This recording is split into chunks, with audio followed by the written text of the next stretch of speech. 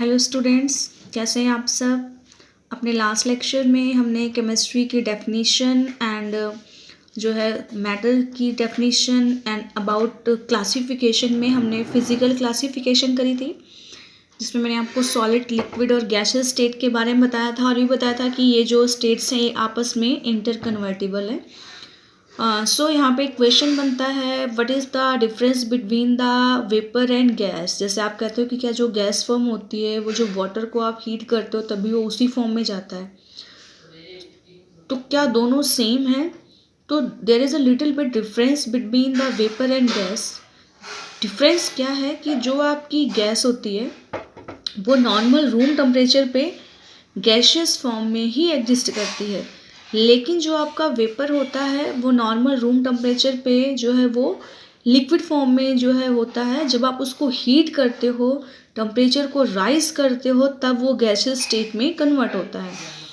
Means vapour represent a gaseous state of a substance which is liquid at room temperature. On the other hand which is in gases state at it is called the which is gas. जो अपना room temperature पे ही gaseous form में होता है उसको हम क्या कहते हैं, gas. For example carbon dioxide, ammonia, NH3 जो है वो अमोनिया है, वो आपकी गैसेस हैं, वो आपकी वेपर नहीं है। बिकॉज नॉर्मल रूम टेम्परेचर पे ये जो चीज़ें हैं ये जो है आपकी गैस के फॉर्म में, लेकिन जब आप वाटर को हीट करते हो और वो गैशियस स्टेट में कन्वर्ट होता है तब आप उसको क्या कहते हो, use says them these are water vapors, you not tell as a water gas, okay। तो वाटर वेपर्स बोलते हो उसको। तो ये वेपर्स जो होते हैं वो रूम टेम्परेचर पे लिक्विड फॉर्म में होते हैं। यहाँ पे मैंने नेक्स्ट टॉपिक में सॉलिड, लिक्विड और गैसियस स्टेट के बीच में डिफरेंस बताया है। आपको पता है स्टार्टिंग से ही कि जो सॉलिड्स होते हैं have definite shape, definite volume. Liquid का डेफिनेट वॉल्यूम होता है बट डेफिनेट शेप नहीं होते हैं, और गैसेस का ना ही डेफिनेट वॉल्यूम होता है ना ही डेफिनेट शेप होते हैं। आपने 9th क्लास में ये किया हुआ है। सॉलिड्स जो होते हैं रिजिड, रिजिड का मतलब hard, and non compressible. Non compressible का मतलब कि अगर आप दबाते हो तो ये अब दबते नहीं हैं। And liquids not rigid as well at non compressible. Liquid rigid तो नहीं होते हैं, लेकिन अगर आप इनको कंप्रेस करते हो, दबाते हो, कंप्रेसिबल का मतलब जो दब जाएं, तो लिक्विड्स भी आपके दबते नहीं हैं। गैसेस आपकी रिजिड नहीं होती हैं and they are highly compressible. Compressible का मतलब गैसेस को आप जितना ज़्यादा दबाओगे इतना ज़्यादा वो दब जाती हैं। इनकी डेंसिटी ज़्यादा होती है। जो हिंदी मीडियम से स्टूडेंट्स आए हुए हैं, डेंसिटी का मतलब होता है घनत्व, जिसको बोलते हैं मास अपॉन वॉल्यूम। ये आपका जो है डेंसिटी होता है। तो सॉलिड्स की डेंसिटी हाई होती है, लिक्विड की डेंसिटी सॉलिड से कम होती है और गैसेस की सबसे कम डेंसिटी होती है। Solids do not diffuse easily. Diffusion का मतलब कोई भी चीज़ जहाँ पे ज़्यादा होती है वहाँ से कम की तरफ मूव करती है, तो उसको डिफ्यूज़न बोलते हैं। तो सॉलिड्स डिफ्यूज़ नहीं होते हैं। लिक्विड में डिफ्यूज़न बहुत स्लो है और गैसेस में डिफ्यूज़न बहुत फास्ट होता है। ये गैसेस में डिफ्यूज़न इतना फास्ट होने से जो गर्म खाने की फ्रेगनेंस होती है वो हमें दूर से ही पता चल जाती है। ऐसा हमने 9th क्लास में पढ़ा हुआ है, उसका रीज़न यही होता है। Solids do not tends to flow. Solids में फ्लो करने की टेंडेंसी नहीं होती। फ्लो का मतलब बहना। लिक्विड्स फ्लो करता है, पानी गिर गया वो बह रहा है, और गैसेस में भी फ्लो करने की टेंडेंसी होती है। Intermolecular spaces are small and intermolecular force of attraction of maximum. Solids के केस में जो इंटरमोलिकुलर स्पेस होता है वो बहुत कम होता है और जो इंटरमोलिकुलर फोर्स ऑफ अट्रैक्शन होते हैं वो ज़्यादा होते हैं। अब ये इंटरमोलिकुलर फोर्स कैसे है, जैसे अभी अगर आप सॉलिड्स की बात करते हो तो सॉलिड्स के मॉलिक्यूल कुछ इस तरीके से अरेंज होते हैं। तो ये एक मॉलिक्यूल है, ये दूसरा मॉलिक्यूल है। इस मॉलिक्यूल के बीच में जो गैप होता है उसको आप क्या बोलते हो, inter molecular distance. Inter molecular distance. तो ये जो इंटर मॉलिक्यूलर डिस्टेंस होता है सॉलिड्स के अंदर बहुत कम होता है, बट इंटरमॉलिक्यूलर फोर्स बहुत ज़्यादा होता है। इंटरमॉलिक्यूलर फोर्स क्या होता है, जिस फोर्स ऑफ अट्रैक्शन से एक मॉलिक्यूल दूसरे मॉलिक्यूल को अपनी तरफ खींचता है, ये यहाँ ज़्यादा होता है। ऐसे ही लिक्विड्स में सॉलिड की कंपैरिजन में मॉलिक्यूल्स थोड़ा दूर दूर होते हैं। तो हम कह सकते हैं कि जो आपका लिक्विड है, लिक्विड में जो इंटर मॉलिक्यूलर डिस्टेंस होती है वो सॉलिड से ज़्यादा होती है और जो इंटर मॉलिक्यूलर फोर्स होता है वो कम होता है। और गैसियस स्टेट में तो मॉलिक्यूल बहुत ज़्यादा दूर दूर होते हैं, मतलब इनमें जो होती है आपकी इंटरमोलिकुलर जो स्पेस होता है वो मैक्सिमम होती है, और जो इंटरमोलिकुलर फोर्स ऑफ अट्रैक्शन है वो मिनिमम मतलब नेग्लिजिबल होती है। गैसेस के मॉलिक्यूल कहीं भी मूव करने के लिए फ्री हैं। Now our next topic is the chemical classification. Chemical classification में हमने फर्स्टली मैटर को क्लासीफाई किया है दो तरह में, होमोजीनियस और हेट्रोजीनियस। जो बच्चे हिंदी मीडियम से आए हैं बेटा, होमोजीनियस का मतलब होता है समांगी और हेट्रोजीनियस का मतलब होता है विषमांगी, ठीक है। तो a material is said to be homogeneous if it consist of only one phase. आप किसी भी मटेरियल को होमोजीनियस कहोगे अगर वो सिर्फ एक फेज में है, मतलब अगर वो लिक्विड में है या सारा सॉलिड में है या सारा जो है गैसेस में है, और एक जैसा मतलब यूनिफॉर्म है ना। और हेट्रोजीनियस का मतलब a material is said to be heterogeneous if it consist of same different number of phases, जिसमें एक से ज़्यादा फेस है। वैसे भी एग्जैक्टली जो होमो होता है, होमो का मतलब होता है सेम और हेट्रो का मतलब क्या होता है, डिफरेंट, ओके। उसके बाद जो आपका मैटर है उसको हमने फर्दर साइंटिफिकली क्लासीफाई किया है प्योर सब्सटेंसेस एंड मिक्सचर। आप प्योर मतलब प्योर जो बिल्कुल प्योर है जिसमें कुछ भी नहीं मिला। साइंस की लैंग्वेज में जो है प्योर किसे कहते हैं, सपोज करो आप मार्केट से कुछ भी खरीद के लेके आ रहे हो, आपको लिखा है उसमें शुद्ध देसी घी। शुद्ध देसी घी का मतलब बिल्कुल प्योर, तो क्या वो प्योर है? ये आपको बोला जाता है कि मिल्कमैन आपको बोलता है कि हम आपको प्योर मिल्क दे रहे हैं, तो क्या वो प्योर है? आप जनरली उसको प्योर बोलते हो, but as a science student आप उसको प्योर नहीं बोल सकते हो। ये आपको 9th क्लास में बनाया जाता है कि जो मार्केट में चीज़ आपको मिल रही है और बोला जा रहा है कि ये प्योर जो है घी है या ये प्योर मिल्क है, तो वो प्योर नहीं होता है। साइंटिफिक लैंग्वेज में प्योर का मतलब होता है जो एक ही तरह के एलिमेंट से, एक ही तरह के एटम से मिलके बना हो। आपको पता है मिल्क में बटर भी होता है एंड वाटर भी होता है, तो वो प्योर नहीं है। तो साइंटिफिक लैंग्वेज में आपको मैं बताऊंगी कि प्योर किसे कहते हैं, ओके। यहाँ पे हम करेंगे pure. A material containing only one substance is called a pure substance. की अगर कोई भी जो मटेरियल है वो कंटेन करता है केवल एक तरीके का सब्सटेंस, नो वन अदर, मतलब आयरन ही आयरन है, लोहा है, उसके अंदर कुछ नहीं है, या प्योर गोल्ड है, 24 कैरेट गोल्ड। आपको पता है कि जो इंडिया में यूज़ होने वाला गोल्ड है वो कितना है, 24 कैरेट, तो वो प्योर सब्सटेंस है। अब इन प्योर सब्सटेंस को 2 कैटेगरीज में डिफाइन किया गया है, एलिमेंट्स एंड कंपाउंड। और ये हमेशा क्या होते हैं, होमोजीनियस। होमोजीनियस मैंने बताया था आपको, जो एक ही फेज में होते हैं। सो ये एक ही फेज में होंगे, इसलिए इनको बोला गया कि जो एलिमेंट और कंपाउंड है ये बिल्कुल प्योर है। अब इसमें एलिमेंट क्या होता है, an element is defined as a pure substance that contain only one kind of particle. एक एलिमेंट एक ऐसा सब्सटेंस है जिसमें सिर्फ एक तरह के, काइंड का मतलब तरह के पार्टिकल होते हैं, और ये पार्टिकल क्या हो सकते हैं, एटम और मॉलिक्यूल। एटम्स और मॉलिक्यूल्स होते हैं। जिन बच्चों ने हिंदी मीडियम से करा हुआ है बेटा, यहाँ पे कंफ्यूज होने की ज़रूरत नहीं है। जो आपका एटम्स है उसके लिए आप वर्ड यूज़ करते हो परमाणु, और जो मॉलिक्यूल्स है उसके लिए आप यूज़ करते हो अणु, ओके। तो ये परमाणु और आपके अणु होते हैं जो प्योरेस्ट फॉर्म में आपके मिलते हैं, जैसे कि कार्बन हो गया, सल्फर हो गया, आयरन हो गया, गोल्ड हो गया, ये आप जो है होते हैं। और इनकी प्रॉपर्टीज़ के बेस पे इनको हमने 3 कैटेगरीज में डिवाइड किया है, metals, non metals and metalloid, okay. ये क्या है, धातु, अधातु और उपधातु, 3 है। इनकी प्रॉपर्टीज़ आपने सब ने पढ़ी हुई है 9th क्लास में। आपको लग रहा होगा कि जो आपकी +1 है वो 9th क्लास से डायरेक्टली रिलेटेड है, तो एग्जैक्टली वैसा ही है। अब मेटल्स क्या होती हैं, इट पोजेस मेटालिक लस्टर, मतलब जो मेटल होती है उसमें मेटालिक लस्टर का मतलब चमक, धात्विक चमक होती है। Metals are good conductor of heat and electricity. Conductors का मतलब क्या है, जिसमें से जो करंट है, जो इलेक्ट्रिसिटी है, वो लो रेजिस्टेंस के साथ जो है फ्लो करती है, जिसमें अवरोधक क्षमता जो होती है वो क्या होती है, कम होती है। तो जो मेटल्स होती हैं वो जो है सुचालक हैं, ऊष्मा का भी और हीट का भी, heat and electricity, okay. Metals are malleable. What do mean by malleable? Malleable का मतलब क्या होता है कि आप जो आपकी मेटल्स हैं, जो धातुएं हैं, उनको अगर आप एक हैमर के साथ, हथौड़े के साथ बीट करते हो, पीटते हो, तो आप उनको शीट्स के फॉर्म में कन्वर्ट कर सकते हो, तो उसको हम क्या बोलते हैं? मेलेबल। और ये डक्टाइल भी होती है, मतलब खींचो तो उसको हम वायर्स में कन्वर्ट कर सकते हैं। तो ये 10th में आपने मेटल और नॉन मेटल वाले चैप्टर में पूरा कंप्लीट डिटेल में पढ़ा हुआ है। डक्टाइल का मतलब तन्यता और मेलेबल का मतलब अधात्वर्धिता। तो इसमें आपने पढ़ा हुआ कि गोल्ड और सिल्वर मोस्ट मेलेबल मेटल हैं, और डक्टाइल मेटल में आपने गोल्ड पढ़ा हुआ है कि 1 ग्राम गोल्ड से 1 या 2 किलोमीटर, जो भी 1 किलोमीटर जो वायर होती है वो बन जाती है।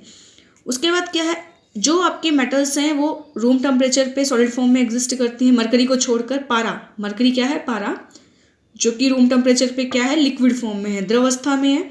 इनकी डेंसिटी जो होती है हाई होती है। इनके एग्जांपल आपको हैं कॉपर, सिल्वर। बेटा सिंबल आप कर लो, सिंबल मैंने आपको स्टार्टिंग में ही बोला है कि सिंबल आपको पता होना चाहिए। और आपने 10th क्लास में 5th चैप्टर में जो है प्रोडक्ट टेबल पूरा ही किया हुआ है, तो आई होप सो आप सभी को एलिमेंट के सिंबल पता हैं। तो ये आपका कॉपर है, ये सिल्वर है, गोल्ड है।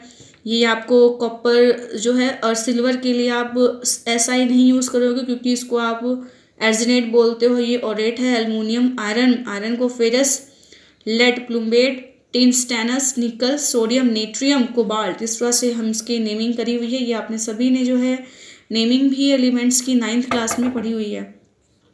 उसके बाद आपका है नॉन मेटल। नॉन मेटल क्या है? अधातु। A do not possess metallic lustre, इसके पास कोई भी धात्विक चमक नहीं होती है। आयोडीन को छोड़कर, आयोडीन एक ऐसी नॉन मेटल है जो शाइन करती है, जो चमकती है।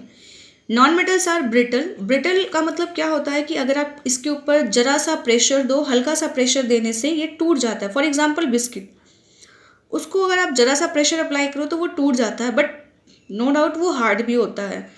Poor conductor of heat electricity, heat और इलेक्ट्रिसिटी को कंडक्ट नहीं करते, सिर्फ जो है ग्रेफाइट है जो कार्बन का बना हुआ है वो इलेक्ट्रिसिटी को कंडक्ट करता है।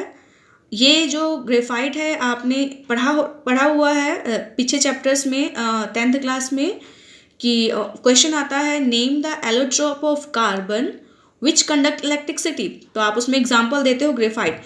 अब ये एलोट्रोप क्या होते हैं? जो हिंदी वाले बच्चे हैं वो अपर रूप बोलते हैं इनको, ग्रेफाइट को हम अपर रूप्स बोलते हैं। तो कि कार्बन का एक ऐसा अपर रूप बताओ कि जो क्या करता है, आपका जो आपकी इलेक्ट्रिसिटी को क्या करता हो, कंडक्ट करता है, तो उसके लिए आप ग्रेफाइट बोलते हो। Exist in all the 3 state, जो आपकी नॉन मेटल्स होती हैं वो तीनों स्टेट में होती हैं, सॉलिड में भी, लिक्विड में भी और गैस में। अब जैसे यहाँ पे ब्रोमीन एक ऐसी नॉन मेटल है जो आपका जो है वो लिक्विड फॉर्म में एग्जिस्ट करती है। आयोडीन जो है वो सॉलिड फॉर्म में है। हाइड्रोजन, नाइट्रोजन, ऑक्सीजन, ये सारे नॉन मेटल्स जो हैं वो आपके गैसियस फॉर्म में एग्जिस्ट करते हैं। फिर आता है मेटलॉइड। मेटलॉइड्स को हम क्या कहते हैं? धातु, अधातु और उपधातु।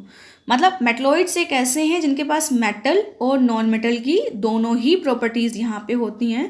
तो इसमें आपके वो बॉर्डर लाइन एलिमेंट्स होते हैं जो प्रोडक्ट टेबल में आपको दिखाए जाते हैं। आर्सेनिक, एंटीमनी, बिस्मथ, ये सारे आपके होते हैं। ये तो था आपका एलिमेंट प्योर सब्सटेंस के अंदर। फिर हम बात करते हैं compounds. What is compound? Compound क्या है? A compound is a pure substance containing 2 or more than 2 elements combined together in a fixed proportion by mass and can be decomposed into its constituent elements by chemical method. इसमें क्या है कि compound एक तरीके के pure substance है जिसमें 2 या 2 से ज़्यादा एलिमेंट आपस में कंबाइन करते हैं एक फिक्स प्रोपोर्शन में। प्रोपोर्शन का मतलब क्या होता है? अमाउंट। और वो अमाउंट कैसा होगा? By mass. और उसको आप डीकम्पोज कर सकते हो। डीकम्पोज का मतलब ब्रेक कर सकते हो into its constituents element. Constituents elements का मतलब जिन एलिमेंट से वो बने हुए हैं, लेकिन वो सिर्फ केमिकल मेथड से, किसी फिजिकल मेथड से नहीं। The properties of compound is completely different from its constituents. जो प्रॉपर्टीज़ होती है कंपाउंड की वो कम्प्लीटली जो है वो डिफरेंट होती है जिन एलिमेंट से वो मिलकर बने हुए हैं। फॉर एग्जांपल मैं यहाँ पे एक एग्जांपल लेके आपको समझाना चाहूँगी। जैसे हमने बात करी यहाँ पे कि कंपाउंड में हमने ले लिया कि शायद हमारा एग्जांपल हो गया कार्बन डाइऑक्साइड। कार्बन डाइऑक्साइड जो है एक कंपाउंड है कार्बन का एटॉमिक मास कितना होता है 12 है, और ऑक्सीजन का कितना होता है 16 होता है, तो 2 ऑक्सीजन के लिए आप 32 लोगे, ठीक है। अब इनका रेशियो यहाँ पे 6:16, इसको और सिंप्लीफाई करोगे 3:8, ये 3:8 आ गया। अब इससे द सिंपलेस्ट फॉर्म में आप इसको नहीं ले सकते हो, तो ये जो कंपाउंड बनेगा, मतलब आपका कार्बन डाइऑक्साइड कहीं भी बनेगा तो वहाँ पे कार्बन और ऑक्सीजन का जो रेशियो होगा वो क्या होगा 3:8 हमेशा होगा। चाहे आप जहाँ मर्जी की कार्बन डाइऑक्साइड लो, इंडिया के लोगे, यूएसए के लोगे, या कहीं भी अगर यूनिवर्स में कार्बन डाइऑक्साइड एग्जिस्ट करती है, अगर ये मॉलिक्यूल बनता है, यहाँ पे कार्बन और ऑक्सीजन का जो रेशियो होगा, जो आपका प्रपोर्शन होगा, वो बाई मास हमेशा क्या रहेगा, ऐसे सेम रहेगा। ओके, 3:8 फॉर्म में आएगा। सेकेंड थिंग मैंने आपको बताई कि जब कंपाउंड बनते हैं तो उनकी जो प्रॉपर्टीज़ होती है वो उनके एलिमेंट से डिफरेंट होती है। फॉर एग्जांपल, आपको पता है कि जो कार्बन है वो एज ए फ्यूल यूज़ होता है, एज ए फ्यूल यूज़ होता है। फ्यूल का मतलब कार्बन को आप ईंधन के फॉर्म में यूज़ करते हो, है ना, कार्बन यानी कि जलता है। उसके बाद दूसरी बात यह है कि ऑक्सीजन है। ऑक्सीजन जो होती है एक हाईली लाइफ सपोर्टिव जो है गैस है, और ये कंबशन में जलने की जो प्रोसेस होती है उसमें हेल्प करती है। यानी कि कार्बन एक फ्यूल है जो जलता है, किसके प्रेजेंस में, ऑक्सीजन के प्रेजेंस में जलता है। लेकिन जो कार्बन डाइऑक्साइड गैस है, इन दोनों की कम्बिनेशन से आपने बनाई ना, यहाँ पे कार्बन लिया और उसको ऑक्सीजन के साथ रिएक्शन करवाया और हमने क्या बना दिया, कार्बन डाइऑक्साइड। तो यहाँ पे जो कार्बन की प्रॉपर्टी है कि वो जलता है और इन्फ्लेमेबल है, और जो ऑक्सीजन की प्रॉपर्टी है कि वो कंबशन में हेल्प करती है, क्या कार्बन डाइऑक्साइड के साथ पास ऐसी कोई प्रॉपर्टी है? क्या ये जलती है, ये जलने में सपोर्ट करती है? नहीं, ऐसा कुछ नहीं है। कार्बन डाइऑक्साइड एक ऐसी गैस है जो लाइफ को भी नहीं सपोर्ट करती है, और कार्बन डाइऑक्साइड का यूज़ आप आग बुझाने के लिए करते हो, इसमें फायर एक्सटिंग्विशर में यूज़ होता है ये। तो इसकी जो प्रॉपर्टीज़ आती हैं वो उसके कॉन्स्टिट्यूएंट्स पार्टिकल से बिल्कुल डिफरेंट आती हैं। यहाँ पे हम बार बार बात करेंगे कॉन्स्टिट्यूएंट्स पार्टिकल की। कॉन्स्टिट्यूएंट्स पार्टिकल वो होते हैं जिस चीज़ से मिलकर कुछ बना होता है। जैसे यहाँ पे कार्बन डाइऑक्साइड है, तो कार्बन डाइऑक्साइड के कॉन्स्टिट्यूएंट्स पार्टिकल क्या हैं, कार्बन और ऑक्सीजन, ये कांस्टेंट पार्टिकल है। या सेकंड एग्जांपल आप लो वाटर का, तो वाटर में जो कांस्टेंट पार्टिकल्स हैं वो क्या है, हाइड्रोजन और ऑक्सीजन है। तो इस तरह से इनका भी रेशियो जो है वो फिक्स होता है। जैसे अब हाइड्रोजन का एटॉमिक मास 1 होता है 2 का, और यहाँ पे 16 ले लिया इसको, तो 1:8। ये जब वाटर बनता है, ये भी एक कंपाउंड है, तो इस तरीके से हमेशा जो रेशियो होगा वो क्या होगा, 1:8 होगा। चाहे वाटर आप टैप वाटर लो, आइदर मिनरल वाटर लो, आइदर जो है वो रेन वाटर लो, या कहीं भी किसी भी रिवर का कहीं का भी वाटर आप लोगे, यूनिवर्स में अगर कहीं भी होगा तो वाटर में जो ये कंपाउंड बनेगा तो वो रेशियो हमेशा यही रहेगा। द मेन थिंग इज़ कि जो है इनका जो कांस्टेंट पार्टिकल्स होते हैं वो फिक्स प्रोपोर्शन में होते हैं बाय मास, एंड जो प्रॉपर्टीज़ होती है कंपाउंड की वो कम्प्लीटली डिफरेंट होती है उसके कांस्टेंट पार्टिकल्स। जैसे यहाँ पे आपको कंपाउंड के एग्जांपल दिए हुए हैं, sulphuric acid, nitric acid, common salt NaCl, sodium chloride and copper sulphate etcetera, ये इसके एग्जाम्पल हैं। ये जो आपके कंपाउंड्स हैं, कंपाउंड्स को हमने फर्दर 2 कैटेगरीज में डिवाइड किया हुआ है। कंपाउंड्स की 2 कैटेगरीज कौन सी हैं, ये organic compounds and inorganic compound. What is organic compound? These are those compounds which obtained only from animals and part that is living। कि ऐसे कंपाउंड जो हमें सिर्फ और सिर्फ जीवित चीज़ों से मिलते हैं, प्लांट से और एनिमल से, तो इनको हम क्या कहते हैं, ऑर्गेनिक कंपाउंड। और इसमें हमेशा कार्बन और हाइड्रोजन होता है। जो कुछ दूसरे एलिमेंट्स भी होते हैं लाइक नाइट्रोजन, ऑक्सीजन, ये सारे इनको हम हेटेरोएटम ट्रीट करते हैं। आप जो है इसी साल जो है अभी इसी ईयर सेशन में ऑर्गेनिक केमिस्ट्री जब करेंगे तो वहाँ पे आप काफ़ी डिटेल में ऑर्गेनिक कंपाउंड्स के बारे में पढ़ेंगे। सेकेंड है inorganic compound. These are obtained from minerals and rocks. These are compound containing only 2 or more element। ये जो होते हैं इनऑर्गेनिक वाले वो आपको मिलते कहाँ से, मिनरल्स से, रॉक्स से, और ये जो है कार्बन और हाइड्रोजन के अलावा जो आपके बाकी के पीरियोडिक टेबल के एलिमेंट्स हैं वो सारे कंटेन करते हैं, जैसे कि HCl हो गया, नाइट्रिक एसिड हो गया, सोडियम क्लोराइड हो गया, ये सारे इसके उसमें आपके आते हैं। ओके, फिर आपका आता है मिक्सचर। मिक्सचर का मतलब क्या है? अ मटेरियल कंटेनिंग मिश्रण। मिक्सचर को हम मिश्रण भी बोलते हैं। हिंदी में बच्चे जो हैं मीडियम से आए हैं, आपको थोड़ा सा टाइम लगेगा बट आप जो है उसको कैच कर लोगे। व्हाट इज मिक्सचर या मिश्रण? A material containing 2 or more substances in any proportion is called mixture। 2 या 2 से ज़्यादा चीज़ें लो, आप किसी भी अमाउंट में लो, आप उनको आप आपस में मिक्स कर दो, दैट इज़ द मिक्सचर। आपको रेशियो फिक्स नहीं रखना है, आप कुछ भी ले लो, सैंड ले लो और क्ले ले लो या वीट्स ले लो, पेबल्स ले लो, आइदर बहुत सारे जो है आप अनाज ले लो, ग्रेन्स ले लो, उनको मिक्स कर दो, या ऑयल में जो है आप वाटर ऐड कर दो। वो आपस में मिक्स हो रहे हैं या नहीं हो रहे हैं, बट दे आर मिक्सचर, अगर आप उनको किसी भी रेशियो में बनाते हो। प्रॉपर्टीज ऑफ मिक्सचर और प्रॉपर्टीज ऑफ इट्स कॉन्स्टिट्यूएंट्स। जो मिक्सचर की प्रॉपर्टी होती है वो हमेशा कॉन्स्टिट्यूएंट्स की ही प्रॉपर्टी होती है। कॉन्स्टिट्यूएंट्स का मतलब जिनसे वो मिलके बने होते हैं। देखो, कंपाउंड में मैंने कहा था कि जो कंपाउंड की प्रॉपर्टीज़ होती है वो कॉन्स्टिट्यूएंट्स की प्रॉपर्टी से डिफरेंट होती है, बट मिक्सचर में मैं क्या कह रही हूँ कि जो कॉन्स्टिट्यूएंट्स की प्रॉपर्टी होती है वही प्रॉपर्टी जो होती है वो मिक्सचर की होती है। Mixtures are separated by simple physical method. Mixtures को आप सिंपल फिजिकल मेथड से सेपरेट कर सकते हो तरीके से। जैसे कि आपने 9th क्लास में सेपरेशन के बहुत सारे मेथड करे हुए हैं बेटा, distillation, fractional distillation and crystallisation, chromatography, जिसमें आपने आसवन विधि किया हुआ है, लाइक दिस बहुत सारी मेथड्स जो हैं आपने करे हुए हैं। तो वो फिजिकल मेथड है, लेकिन आप कंपाउंड को सिर्फ केमिकल मेथड से अलग कर सकते हो। अब आपके मिक्सचर 2 तरह के होते हैं। एक आपका है होमोजेनस मिक्सचर, हिंदी में आप इसको बोलोगे समांगी मिश्रण।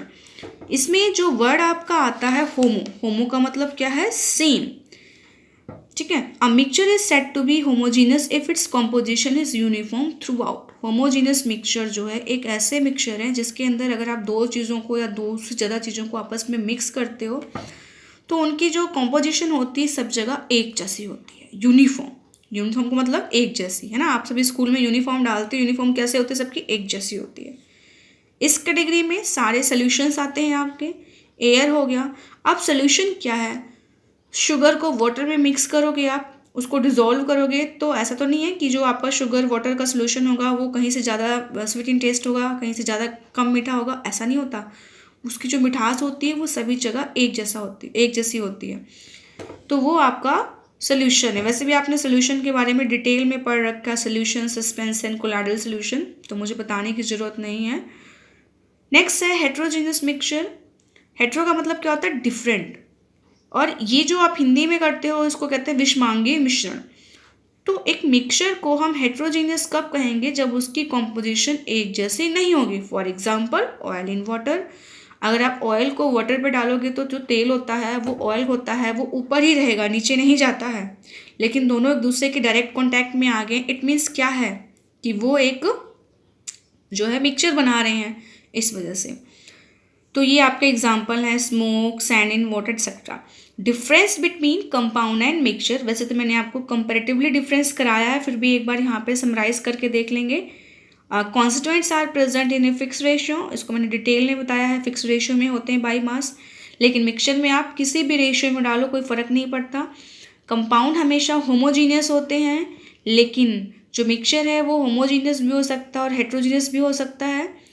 जो कंपाउंड की प्रॉपर्टीज़ होती हैं वो उसकी कॉन्स्टिट्यूएंट से हमेशा डिफरेंट होती हैं, पर मिक्सचर की प्रॉपर्टीज़ मिड बिटवीन होती हैं, मिडवे होती हैं कम कॉन्स्टिट्यूएंट पार्टिकल से। आप कंपाउंड को सेपरेट कर सकते हो केमिकल मेथड से, बट मिक्सचर को फिजिकल मेथड से सेपरेट कर सकते हो। इसमें केमिकल चेंज आता है, यहाँ पे फिजिकल चेंज आता है। और कंपाउंड जो है वो एक्सोथर्मिक और एंडोथर्मिक रिएक्शंस होती है जब बनते हैं, यहाँ पे कोई चेंज नहीं आता। एक्सोथर्मिक और एंडोथर्मिक रिएक्शन आपने 10th क्लास में पढ़ी हुई है। एक्सोथर्मिक रिएक्शन वो होती है जब आप कोई भी रिएक्शन करो और वहाँ से हीट बाहर निकले। जैसे आपने चूने को पानी में डाला, पानी एकदम गर्म हो जाता है।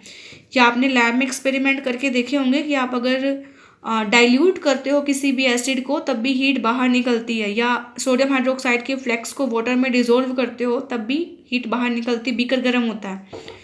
एंडोथर्मिक रिएक्शंस वो होती हैं कि जब आप किसी चीज़ कोई भी वहाँ पे कंपाउंड बन रहा होता है तो वो हीट को अंदर लेता है, तो वो जो होती हैं आपकी एंडोथर्मिक रिएक्शन होती हैं। तो ऐसा चेंज आपका आता है जब आपका कंपाउंड बनता है, लेकिन जब मिक्सचर बनता है तो ऐसा किसी भी टाइप का कोई भी चेंज नहीं आता। This is all about the difference between the compound and mixture. Hope so आपको हर एक टॉपिक बहुत अच्छे से समझ में आ गया होगा और आप इसको एक बार अंडरस्टैंड करोगे। अगर कोई क्वेरी होगी तो आप मुझसे पूछोगे। मैं डेली जो है अपनी वीडियोस जो है यूट्यूब पे अपलोड करती रहूँगी।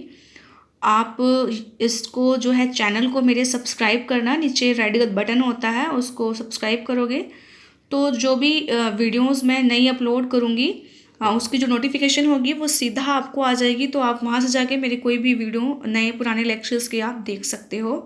Thank you so much.